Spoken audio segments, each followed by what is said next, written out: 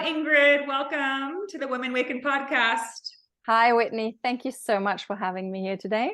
Yes, so excited that we finally have you on. This has been a long time coming. I know, I'm super excited. Yet it was perfect timing because this just arrived in the mail a few days ago. For those who are listening and not watching, Ingrid just published her book, Unmasked, which is a triumphant memoir of recovery from childhood trauma, eating disorder, and PTSD. And it's a brilliant, beautiful book. Oh, thank you. Loved. Well, thank you for writing a wonderful endorsement for it. Thank you so much, Whitney. Yeah, of course, I was happy to. And it's so fantastic because it's so real and raw and honest and very refreshing, for those of us who have been through trauma or an eating disorder or anything else and have been in those places that you speak about in your book where you feel in that dark space, where you wonder, can I move past this? Or how do I sit with this? Ingrid, you speak in your book about how your trauma eventually manifested physically. Yeah. And you didn't know that's what it was though at first. And so all you knew is that you were struggling and suffering and all these doctors couldn't diagnose it because it wasn't just medical, it was emotional. And that's a hard place to be in. It was. And that's why I wrote it, because I really wanted people to feel it. There are many books out there where it's like, this happened to me. And this book is different because I didn't want to go there. It's not about what happened to me. It's more about when things has happened. If you experience some kind of trauma or abuse, and so how does that show up in a person? And this can show up in so many ways. This is just my way. But I really wanted, there's so many points in this because so many people are struggling. And especially I see adults today and they have no idea it's all trauma. And as you said, mine manifested as physical symptoms. I had no idea, but when I dealt with it, it disappeared. So today it's not there anymore. I am fine. I don't take any medication. So yeah. And that's so remarkable and so important for people to hear, because I don't think a lot of people know that, or realize that. That is, when we have chronic conditions, we are encouraged and sort of believe that it must just be a problem with, whatever it is, right? That we're just experiencing this ailment. But I heard recently, even, scientifically, it's been shown that I think it was 80% of a lot of physical conditions are emotionally based. They're starting to see, even, in scientific studies, that it's amazing the power, because emotions are energy and energies have our bodies are energy. So it's going to have that effect on our body. So many people today, they don't listen to their body. They avoid it. They keep busy and they distract themselves in so many ways. And the body talks to you. And if you don't listen, it just talks louder and louder. It will come back and talk to you, right? So I think it's so important we talk about this. Yes. And because so many people, myself included, way too often just want that quick fix, right? Yeah. They want to, skin issues or teeth issues, which I've had both of. You just want to go away. And unfortunately, it's usually a deeper issue. I'm still trying to figure out mine, but there's some beautiful books out there about that, about what is my body trying to tell me when I have, these different issues in my body, when I have, digestive issues, or when I have, nerve issues, or whatever it is, it's related often to a certain emotional thing. And again, I think it just becomes problematic when people want to find the quick fix, because then they're not getting to that root, right? It's not a computer game where you just, okay, this is it, right? And I often, when I see clients and they say, oh, I stopped drinking, but if you don't go to the root, what started the drinking, you'll start something else. You'll start numbing yourself in different ways, right? Through sex, through pills, whatever it is. They need to learn to sit with it, go through the pain, and just be comfortable with the uncomfortable, which is really, really hard when we live in a society when things are not working. We just throw it out. This is not working, I buy a new one. This is, if you can't be happy all the time, you have to also, it's life goes up and down, and the periods were phases where we feel sad, where things are not really working for us. Well, it's part of life, and instead of hiding from it, or instead of distracting yourself, sit with it. It's okay. And learn. There's an opportunity here. And that's what I want. I want to spread the news, say, there are ways out. There's hope. You don't have to live with the pain, the emotional or physical pain. Yes, because that's exactly what it is. Because to your point, when you're describing how when someone gets into a cycle of addiction, it's because they're trying to address or avoid their wound, right? So if you see it like this, think of this wound as like this pulsating thing within us, our trauma, our fears, our, belief about ourselves. That's, a negative core belief. We'll drink to numb it out. We'll have sex to try and like make it go away. Okay, maybe if I get enough approval or attention, that fear that I'm not good enough or not lovable will go away.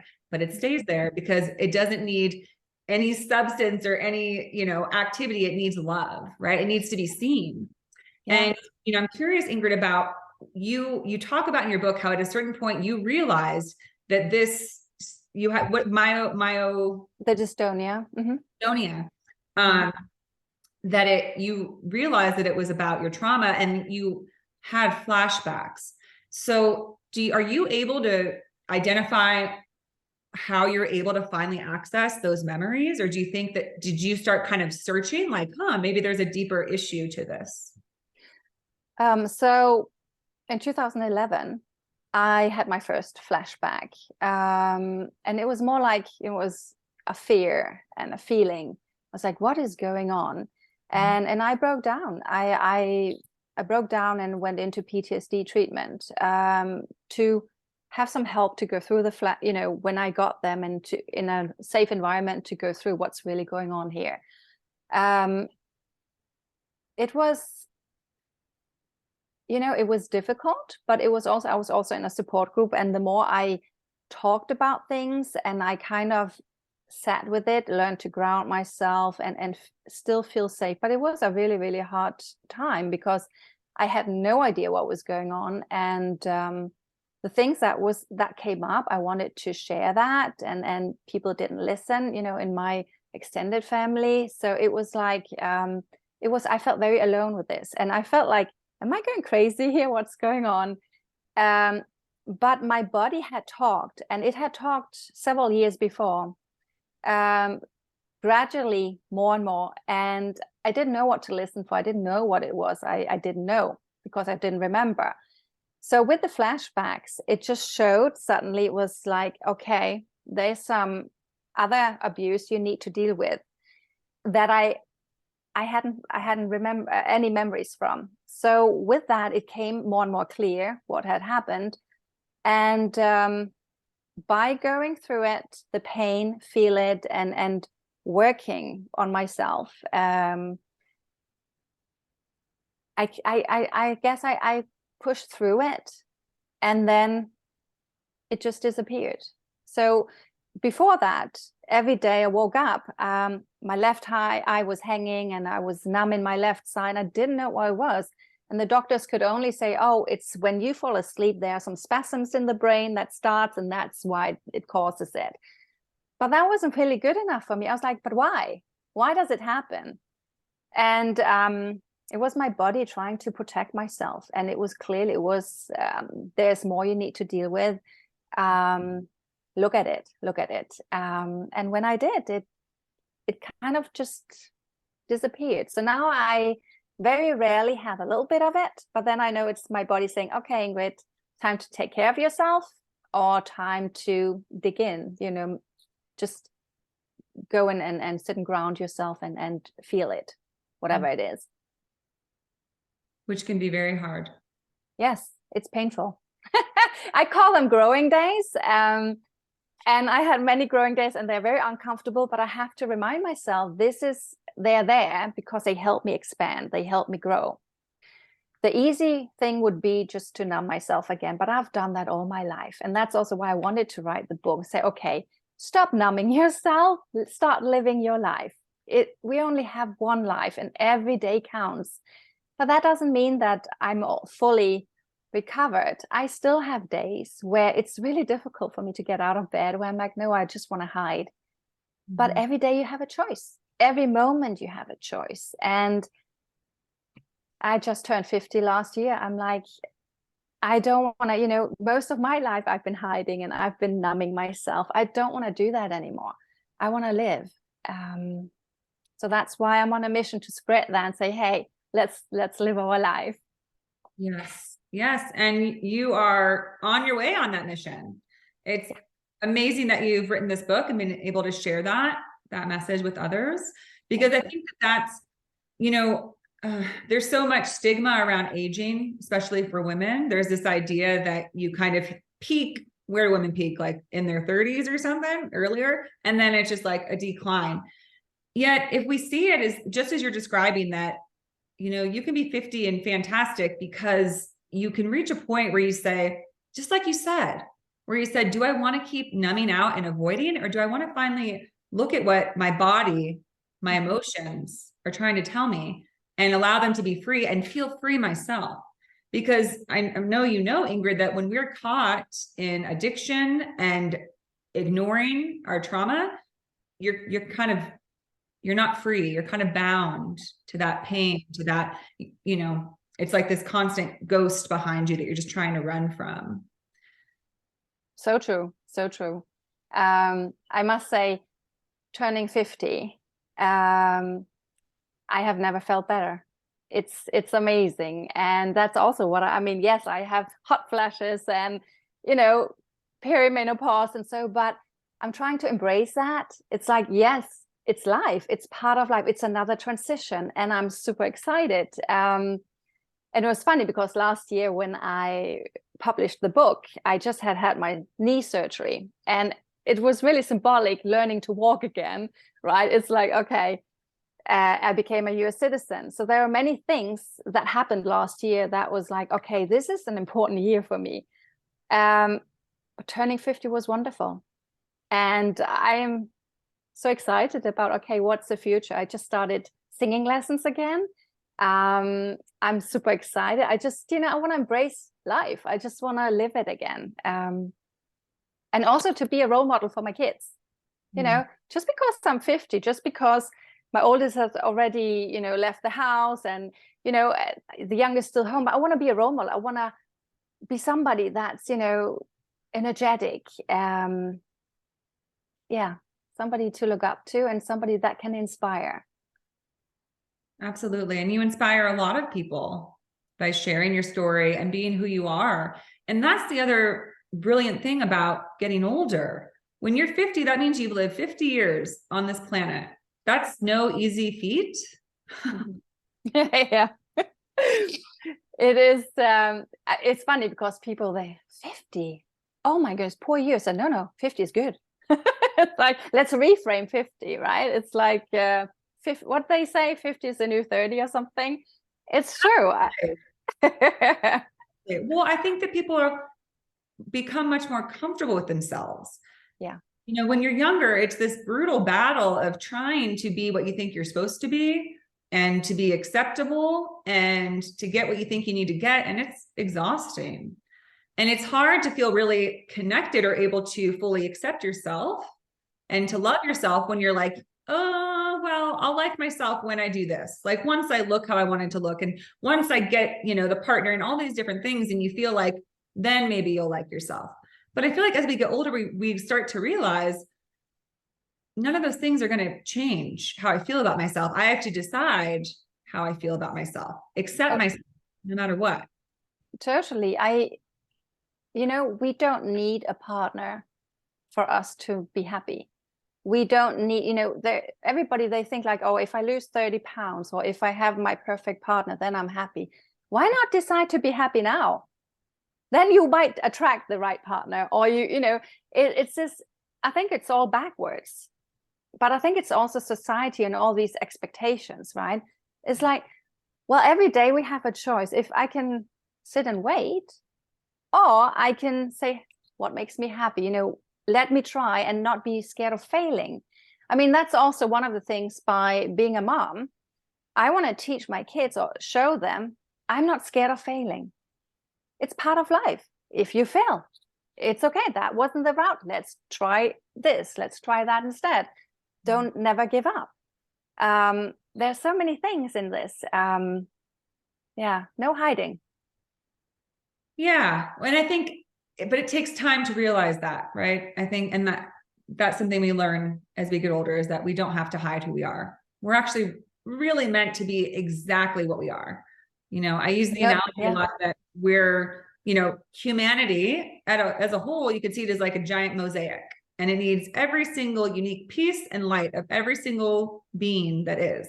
But we're all trying to hide our light because we think this isn't okay, because there's so many standards we're supposed to fit and so many ideas that we're supposed to align with. And so people are afraid. Yeah. And I think that that's why a lot of people turn to addiction, because they feel like, well, I can't be who I am. I have to stifle myself, and that's uncomfortable. So we want something to feel good. We want something to feel relief from that, compromised state. And that's true. But I also think many times people, they sit and they wait for somebody or someone to come to rescue them or to make them happy. And where I'm a big believer in, if there's something you need, create it yourself. If there's something missing, don't sit and wait for, oh, when does this show up, or the perfect job. Create it yourself. What is it that you want? Just jump in and just do it. Take responsibility for your own life. Say, this is my life. What am I going to do? It's this pathway, but very much, and that's again, we learn, we go here and we expect other people to be a certain way, and if they don't, we have focused so much on things we don't control, instead of keeping the focus on what we do control. And that is, how do I want to show up every day? How do I want to react to this? Yeah. And we get to make that choice. It can be hard though, when you get very, very hard. But you said, I think it's sitting up and trying again. I think that's a choice you make. Say, you know what? Yes, it's hard, but I am choosing not to see it as hard. I'm choosing to see it as super exciting and another opportunity. Yeah. Beautiful. So another thing, Ingrid, that you speak of in your book is about, and that I find interesting and very common for people to experience, is that having these delayed trauma releases, that we can be later in our lives and suddenly be dealing with things that we didn't even realize. We might not have realized they happened, or we thought we were done with them, right? So why do you think that is? Why do you think that sometimes trauma take time to be released or to be addressed? That's a really good question, Whitney. I think you have to be ready. At some point in Denmark, I worked with a therapist that did hypnosis. And I asked him, I said, can you do something so that I can start remembering more? Because I know there's so much I don't remember. And he was like, no, Ingrid, I'm not going to do that. What I can do instead is I can give you some hypnosis that will build up your self-esteem, because I am scared if we start going in the past, you're not going to be ready. And so we worked on self-esteem and me feeling good about myself. And then one day he came to me and he's like, so Ingrid, now you're ready. Do you want to do it? And I'm like, no, I'm feeling so good. I don't want to go there right now. I'm fine. Thank you. But no, thank you. And I don't know if I would have been ready there. I might have been. But in a way, I'm glad it happened when it did. And my body kind of showed me when I was ready to deal with it. It's a hard thing. I don't know. But it brings up the question, because sometimes if there are things that you remember later on, what do you do with it? You can't go to people and say, hey, you did this or you did this, you know, what do you do with it? So the healing can be very much, you know, can be different, but it's definitely worth it. Yeah. Yeah. And I think that that's sort of the nature of trauma, is that it's a hard thing to sit with, because you recognize that nobody else can make it go away. Yeah. Even if there was someone else that inflicted upon us, you know, harm or abuse, they might be gone. They might, or they might not be aware, or they might never be willing to say sorry. So we have to find it within ourselves. You know, I almost think of trauma sometimes as like a wounded animal. It's like this thing that just needs to be cared for. And it doesn't matter, you know, who hurt it. It just matters that we attend to it and we see it, because, you know, trauma needs to be seen. When we try to hide it and pretend like it didn't happen, like we said, the body will remind us, it will tell us there's something in here that's hurting, and it's going to affect your whole being. And so when you just kind of hold it gently, I think that's when trauma begins to heal. And, you know, I like how you describe it. That's beautiful. And you're right. It wants to be seen and heard. It's like the little child in you. I do a lot of, you know, inner child healing with my clients, and it is this little child that wants to be seen and heard. And yeah, it's beautiful how you described it. And I loved, you know, you talk about that in your book, about how once you had addressed this and seen it, because even once we see our trauma and hold it, there's still going to be days where we feel, you know, that weight of your sad inner child. And you said you had time, you developed sort of exercises or, you know, things you would do to hold yourself. You talk about like taking care of your kids and then taking time for yourself to just give yourself that same love and attention. Yeah, no, it was was an interesting time. So for every age my kids had, triggered stuff in me that I needed to deal with. And so during the day, of course, I needed to be the mom and be there. But I also went through this trauma myself. And so when they went to bed, I had to take care of little me. And so that I would take a big pillow, I would sit and hug myself, pretending I would hug little me. And I would sit and just be there, giving myself the nurture, the love that I needed and that I hadn't gotten, and heal that age, that side of me in that age. And for many ages, that happened, depending on, you know, what I had been through. So it was an interesting time. It was a hard time because, as you know, with trauma, it comes like that. And sometimes I had to push it away. So I found ways to talk to the trauma when it came up. Let's say I sit and play with my kids and I could feel it. I was like sitting and telling my trauma, like, okay, I see you, I hear you, I'll take care of you tonight. And I would write it down, and I would then later on, you know, but I had to really make that conscious choice. Say, right now, you know, I have to be a mom myself, and then I can be there for you afterwards. But it was a hard time. Yeah. But I think many parents, if they get conflicts with their kids, often they think it's the kids, but sometimes it is actually something that triggers from your own childhood, or especially also teenage kids. Many times you can have all these conflicts. But when you have that, as a parent, you also want to ask yourself, why does this annoy me so much? What's really going on? And then go and ask yourself, because sometimes we can tend to get very angry, where the anger is not really about the kids, but it's something that we should deal with to become better parents. Yeah. And such a beautiful message and something to share, because I think a lot of people aren't aware of that. I think too often people don't have sort of the mindset to consider that maybe this isn't just frustration at my coworkers or my kids. Maybe it's something in me that I'm frustrated with. But I think it's helpful for people to know that, because then it can offer some relief. It can offer something that they can do.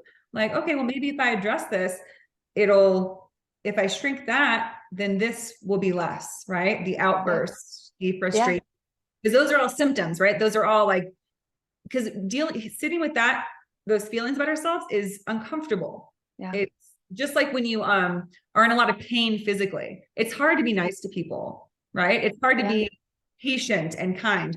And the same as when you're emotionally hurting. It's hard to have patience with children or others. It is. And many times it's maybe you didn't learn to set boundaries. Maybe you didn't learn to, what was modeled to you. Are you suddenly behaving like your own parents or whatever it is? The problem is, if you don't deal with it, the frustration and the anger that's built up inside of you, that can then make you physically sick. Mm-hmm. So it's all connected, and we just really need to start listening to that and asking ourselves the questions. Many times I see parents where they're like, yeah, but that was, when I was a kid, that was, yeah, but just because you experience that doesn't mean you have to be that kind of parent. So ask yourself, make a conscious choice. What kind of parent do I want to be? Yeah. One thing is what you learned, but what are you choosing? The other thing is getting to know your children. So my daughter, she was introvert, and I grew up being very extrovert. But when I had her, I realized I have some introvert sides, and I just never listened to them. It just wasn't anything we did in the family. So by listening to them, and I learned that through her, and that felt so good. And I finally became myself, listening to my own boundaries, my own introvert side also. I love being around people, but I get drained so easily. So no wonder I get tired very easily. So I needed to address that and take care of that side of me. And, learning those kind of things about yourself, instead of, disciplining, I'm always right. Well, take it as an experience. Say, okay, what can I learn here? Instead of just being frustrated. And is that the person I want to be? That's always an important question to ask. And I think that's an important question to ask, because it brings it back to what you brought up earlier, Ingrid, which is we always have a choice. Mm-hmm. And, I work with so many clients, as I'm sure you do as well, that make statements like, well, I don't like that I'm like this, and I don't like that I do this. And I say, well, sometimes we have to experience who we're not to figure out who we are. Oh, yeah. But people tend to think like, well, I did this, so it's bad, and I'm bad. And no, every single moment we get a chance to choose differently. So what do you choose? You don't have to be like your parent. You don't have to be like you were yesterday. Exactly. A different way today. And you have a choice. Yes, you might figure out, that's not who I am. So instead of beating yourself up or becoming self-destructive, be gentle with yourself. Give yourself that, give yourself permission to be gentle with yourself. Nowadays, it's very much like, we have to be perfect. Well, no, there is no perfect. What if we just are us? What if you just, you allowed yourself to just be you, not like everybody else? And that's the other thing. I've never fitted the box, which made it, who am I? And my kids also, the school system is defined in one way, but if a kid is a bit, wants other things, it makes a bit, then they start thinking, I'm not good enough. I'm not like everybody else. So I think my biggest job as a mom was to show my kids it's okay not to be like everybody else. You can be exactly as you want to be. You're good enough because you are you. Yeah. There's so many people to say, I'm not good enough. I can't do this. Well, I can't do this yet. I can learn it if I choose to, right? But I can be whoever I want to be. And that's what I should be. I should be authentic. I should be me, not like everybody else. Yeah. Yeah. Because again, when people are able to do that and be their authentic self, they they can stop looking around and saying, you know, why aren't I like that person? Or why can't I be like this? But you can celebrate exactly who you are and like your own beautiful flavor and color and be like, this is great. Yeah. Embrace it. Yeah. I also think it's interesting because I actually haven't heard anybody say that as a parent, that as your child reaches certain ages, that you might have your own stuff come up with those ages. And I think that that's, you know, kind of cool for people to consider, because again, people tend to think that like it's their own, you know, that, oh, like, why is this coming out? People don't always make associations or connections with things, but it makes sense that when you watch your child, maybe it was like at a point in your life where you had trauma or you had a really hard time to bring up that same stuff. And again, I mean, trauma can be many things. It can be just if you're an introvert and you have to stand up in the school, you know, in front of people. It can be many things. Somebody talking too hard to you, you know, it can be a very sensitive kid. There's nothing wrong with that. It's just you have to get to know yourself. But as parents, you know, it can be, why am I reacting that my son or daughter is not going on the swim team, whatever? Why is that important to me? Look back on your own past. Was I, you know, did I have to do all these things? Why? You know, what am I scared of if my kid is not doing that? You know, what comes up? Why do we all have to go or the right college or whatever it is, or college at all? Yeah. There's so much pressure. And I do feel many parents are, you know, they're living in it and they get very stressed. Where I'm like, okay, it's not our life, it's our kids' life. Let them figure out what they want to do. And our job is to support that, whatever that looks like. It's not our job to make sure the kids do so and so. So it's our job to allow them and support them in becoming who they want to be. Yes. Yeah, absolutely. Yeah, I had a client recently who noticed that they would get really, really intense and passionate about their child's sports. And she was like, I just get so invested in it, caught up in it. And so we kind of talked about like, well, what was it like for you growing up? And she had a lot of pressure to be perfect and to perform perfectly as an athlete. So yeah, I think that that's, you know, those things still are with us, even if we've aged 20, 30 years. And I think it is like, oh, if this is different, I just want the best for my child. But it's like, well, what does your child want? Exactly. And sometimes parents forget that, you know, it's and then the other thing is, for the kids, it might be really difficult to say, Mom or Dad, I don't want to do that.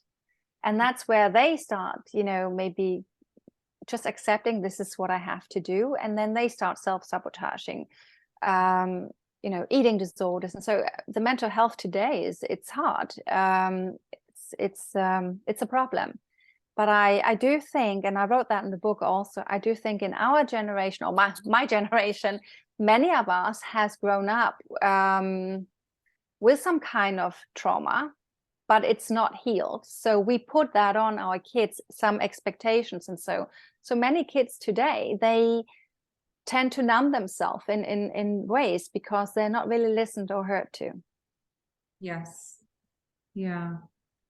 Absolutely. So I think that the more that things begin to change and people are able to be more open to what might be going on within them that's affecting how they act with others, I think, and we've come a long way, but I think there's more to go so there's not this repeating traumas.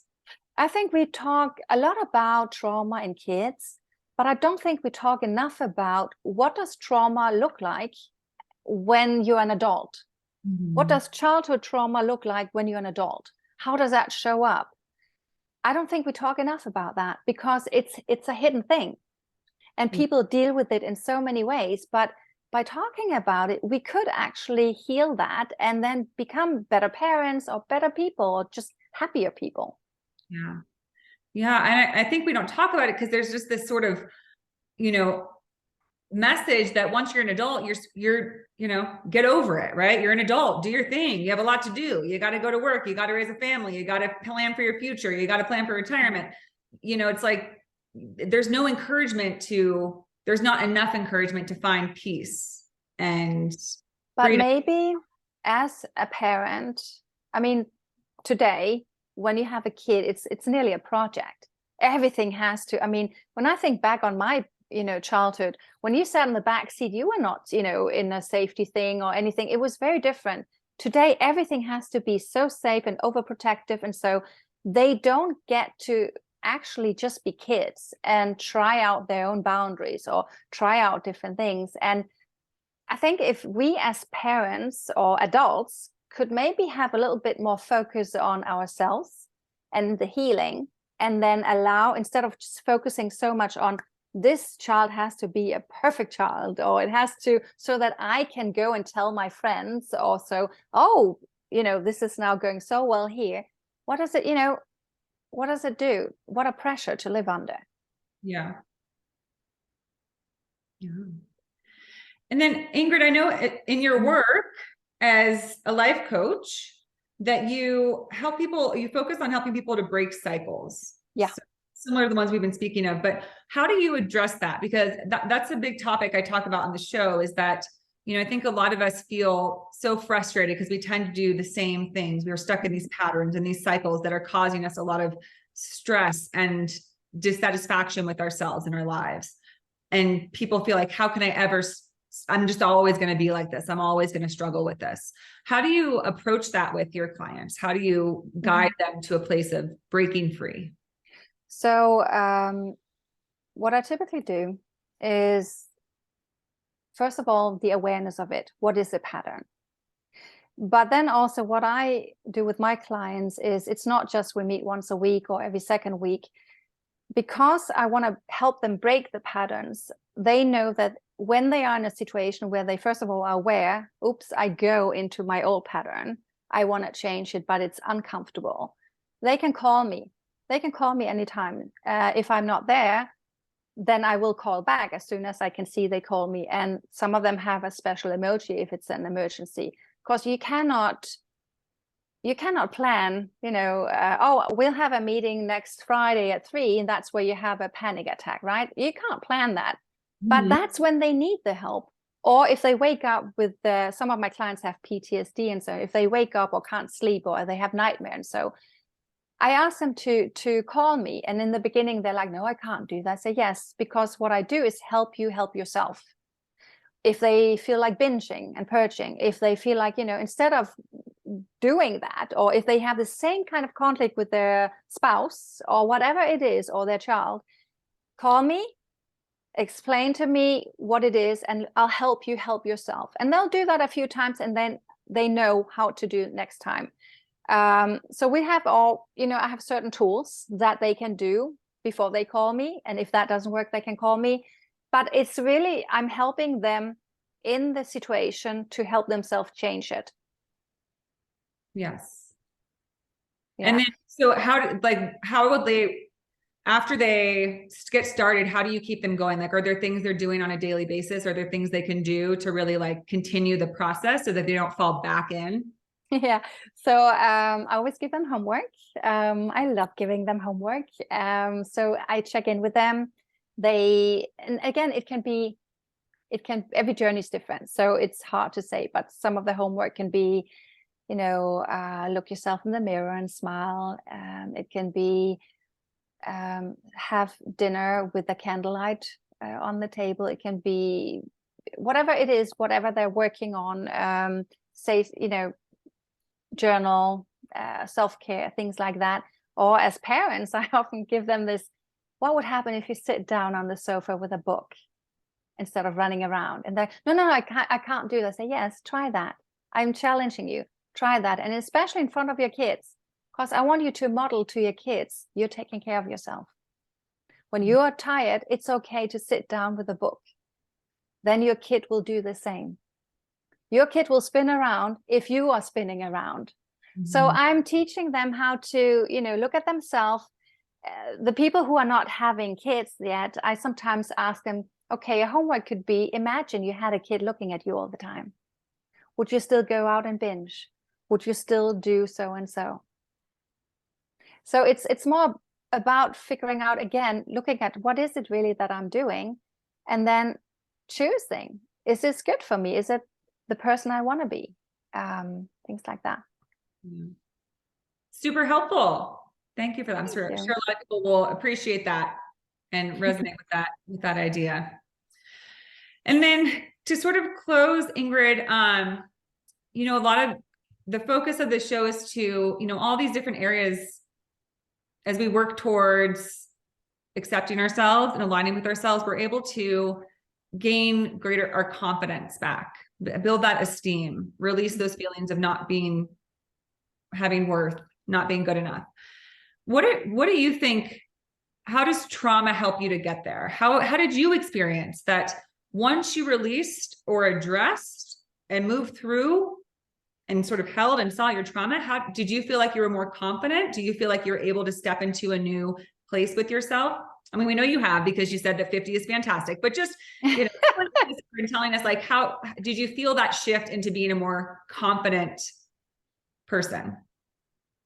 That's such a good question, Whitney. Again, everybody is different. For me, yes, by looking at my past, by looking at what was the world I had created around me, is this how I want to show up? I got to redefine myself and change myself into becoming the person that I liked. I think for me, and that's also why the book is called Unmasked, I had to unmask me. I had to find me.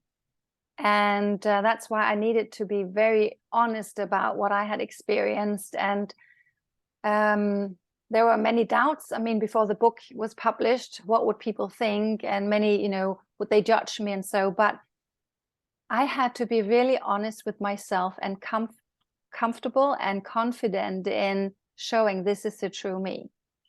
And I think that's the confidence you get. It's like, I mean, still I have days where I need to choose it, but you can't get more confident than when you're yourself.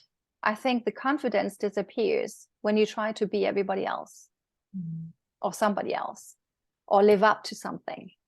But if you look at yourself and you choose, this is what I like, this is what I don't like, this is who I want to be, this is how I want to show up every day. And it comes from, I share that with my clients all the time, it comes from every morning you get up. What clothes am I wearing? What makeup am I? You know, what energy am I coming out into the world with? That is a choice.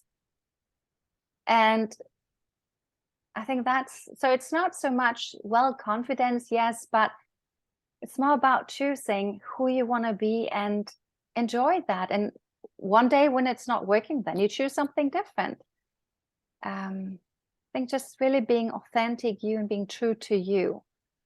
I think that's the biggest confidence. So yeah, in a way, yeah, that's what I do. Well, you're amazing for doing the work that you did to get to that place. Have this beautiful confidence that now you can write a book and share it with the world and help people every day through your work. And as a friend, you're a beautiful friend as well. Thank you. You too. Oh, you too, Whitney. Well, Ingrid, this has been so much fun talking and exploring all of the work that you do and the messages you have. For those who would love to get your book and to learn more about you, how can they find the book? How can they find you? So my book is on Amazon. It's in Barnes and Nobles. It's all different places. So I go to, you can, my name is Ingrid Christine Abild-Pedersen. I'm sure Whitney will write it. It's a bit difficult to, but yeah, so it's all there. And otherwise, and my website, abildpedersencoaching.com. They can go there, contact me anytime. Just reach out. I'll be very happy. Fantastic. All right, Ingrid. Well, thank you so much for being on the show. Thank you so much, Whitney, for having me. Thanks. Take care.